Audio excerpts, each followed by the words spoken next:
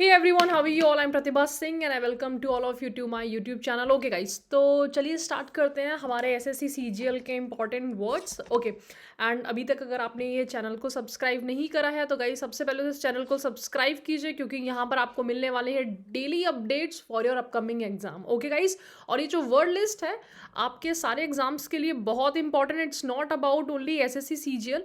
अगर आप बैंकिंग की प्रिपरेशन कर रहे हैं, सीडीएस की प्रिपरेशन कर रहे हैं तो आप ये सारे जो वर्ड लिस्ट है उनको एक बार ज़रूर से देख लीजिएगा. ओके सो गाइज, हमारा जो यहाँ तक आई पर हम चल रहे थे, लास्ट सीरीज में हमारा आई बीच में रह गया था क्योंकि बहुत सारे वर्ड्स थे. ठीक है, अब देखिए, इंडल्ज किसी काम में लिप्त होना, किसी काम में क्या होना, किसी काम में एकदम खो जाना.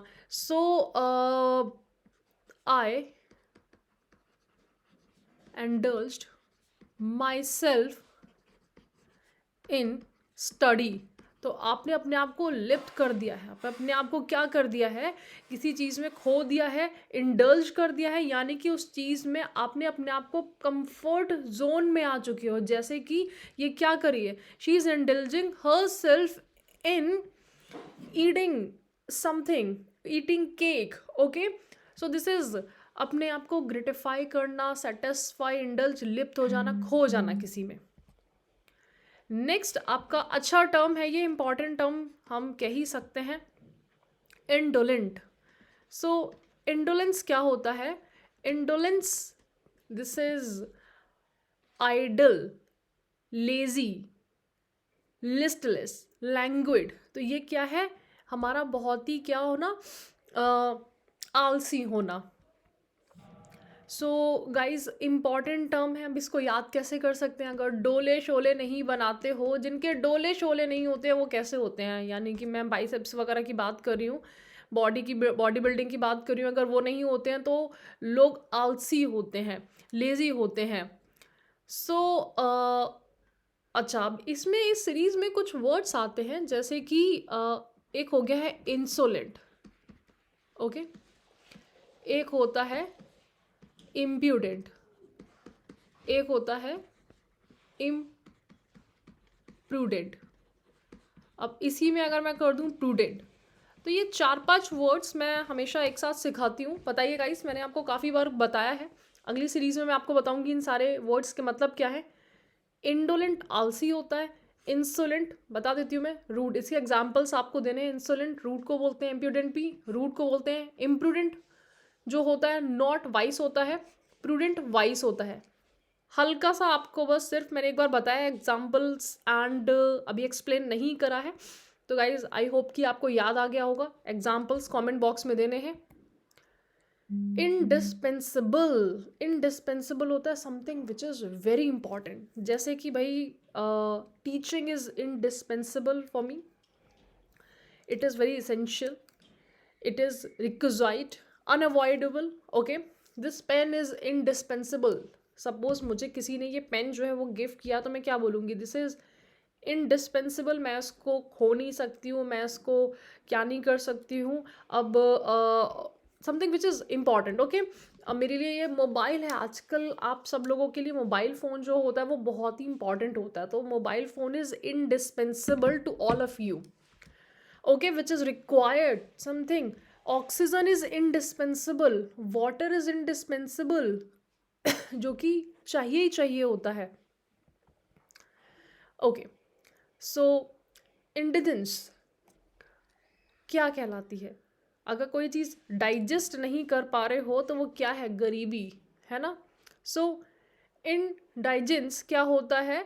डेस्टिट्यूशन होता है. गरीबी के लिए बोलते हैं, कंगाली के लिए बोलते हैं. तो गाइस, अच्छे टर्म्स है. जैसे कि मैंने आपको बताया है कि आपको ये सारे टर्म्स याद ही रखने हैं. इसमें कुछ ऐसा नहीं होना चाहिए कि आपको ये टर्म्स याद नहीं हो. सो दिस इज़ एक ऐसे स्टेज में रहना, एक ऐसी चीज़ों में रहना जहाँ पर आपके साथ में क्या है? बहुत ही ज़्यादा गरीबी है. Okay so living in a state of indigence, the destitute family had no heat or running water in their one bedroom shack. So this is आपका क्या हो जाएगा? ये एग्जाम्पल हो जाएगा. ओके सो अच्छा वर्ड है गाइज. वर्ड जो है वो हमारा क्या है? ये क्या लगा हुआ है। अगर आप सफिक्स देखोगे तो आप पार्ट ऑफ स्पीच पहचान सकते हो। तो ये टर्म हमारा ENCE आ रहा है, तो यानी कि ये क्या है, नाउन है। ओके, सो इस टर्म को हम कैसे यूज कर सकते हैं, इस टर्म को हम एज पॉवर्टी यूज कर सकते हैं। Got it guys? Okay, again देखो ये दो अलग अलग टर्म है। ये हमारा आ रहा है INDIGENCE, और ये क्या आ रहा है, INDI, नेशन आ रहा है। तो अगर नेशन आएगा इसका मतलब क्या हो जाता है, एंग्री हो जाता है, indignation. Okay, and this is यहाँ पर इंडिजेंस। सो ये दो डिफरेंट टर्म है, इसको दोनों को हमें कंबाइन नहीं करना है। ये चीज़ आप याद रखिएगा गाइस, क्योंकि फिर आप कंफ्यूज हो जाओगे सेंटेंस को पहचानने में। ओके,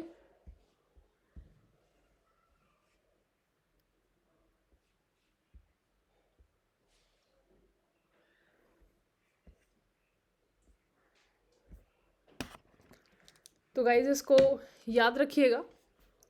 यहाँ पर हम एक टर्म इंडिया, इंडिया से याद कर लीजिएगा। अगर वो इंडिजेंस है तो रिलेटेड टू इंडिया है और गरीबी भी है। ओके, एंड यहाँ पे क्या है, नेशन है, तो nation wants to know, nation को गुस्सा आ रहा है, तो दिस इज क्या हो जाएगा, resentment, ire, wrath, rage. Next term incongruous, congruency. Congruent triangle होते हैं गाइस। कॉन्ग्रुएंट ट्राइंगल्स जो होते हैं वो कैसे होते हैं, सिमिलर होते हैं ना। अब सिमिलर में और कॉन्ग्रुएंसी, खैर मैं मैथ्स नहीं पढ़ाऊंगी आपको, सिमिलर में एंड कॉन्ग्रुएंसी में डिफरेंस होता है। तो इनकॉन्ग्रुअस, बेमेल, मैथ्स भी मैंने पढ़ाई हुई है। तो कॉन्ग्रुएंस ट्राइंगल ऐसे होते हैं कि ये साइड आपकी इक्वल होती है, एकदम सिमिलर होते हैं। सिमिलर में थोड़ा सा डिफरेंस होता है। सो इनकॉन्ग्रुअस जो कि बेमेल है, इनएप्रोप्रिएट है, एब्सर्ड है, रिडिकुलस है, ऑकवर्ड है। कंपैटिबल, हार्मोनियस, होमोजेनस, कंसिस्टेंट, और इसी का इन हटा दोगे, कॉन्ग्रुअस क्या हो जाएगा, मेल बन जाएगा। ठीक है, सो इनकॉन्ग्रुअस, इनकॉन्ग्रुअस couple, incongruous, this replies on congruous, this is which is not appropriate. Okay, incite, so this is uksana, instigate, किसी को क्या करना, provoke करना। don't try to, if I say don't try to incite me, क्या करना, don't try to, are you try to instigate me, are you trying to provoke me? So किसी किसी को उकसाना, अराउज, मोटिवेट करना। वो उकसाने में ज़रूर नहीं है कि आप हमेशा उसको पॉजिटिव लेके नहीं चलो, नेगेटिव लेके चलो, या है ना, हम पॉजिटिव भी लेके चल सकते हैं। तो मोटिवेट दैट वे, क्योंकि ये मोटिवेट टर्म आपका आ चुका है, इसलिए याद रखिएगा।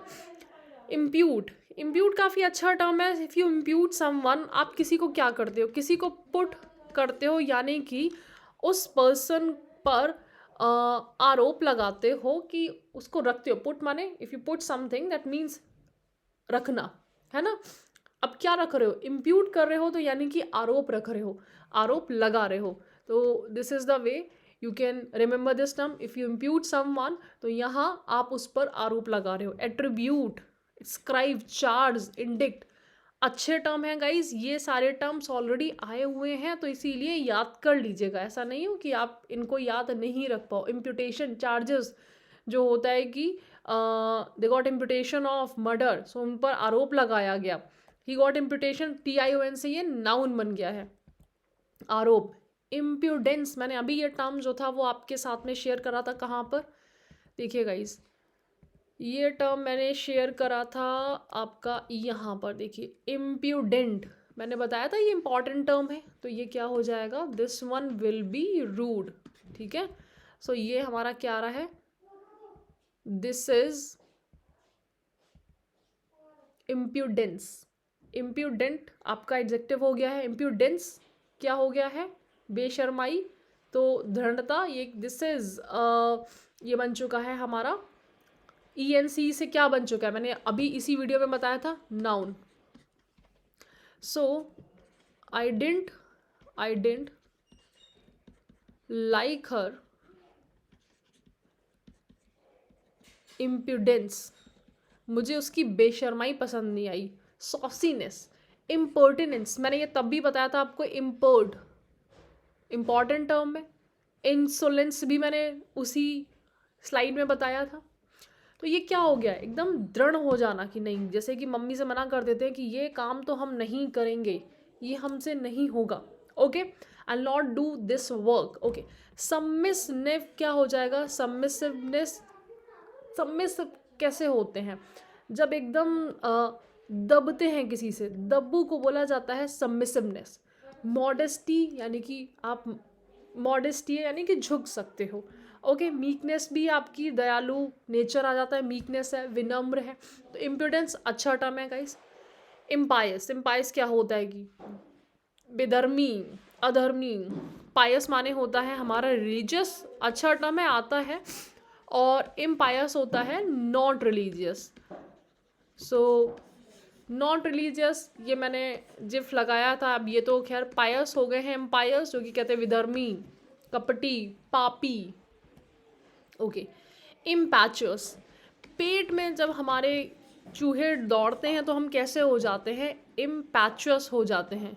इम्पैचुअस अगर हो गया है यानी कि वायलेंट हो गया, इम्पल्सिव हो गया, इम्प्रूडेंस हो गया है, ओके। सो दिस इज इम्पैचुअस, अविवेकी, क्रोधी। It's part of my acting on impulse, it's part of my charm. तो एकदम क्विक एक्शन करने के सेंस में ये बोल रहा है। तो दिस इज व्हाट इम्पैचुअस होना, ओके।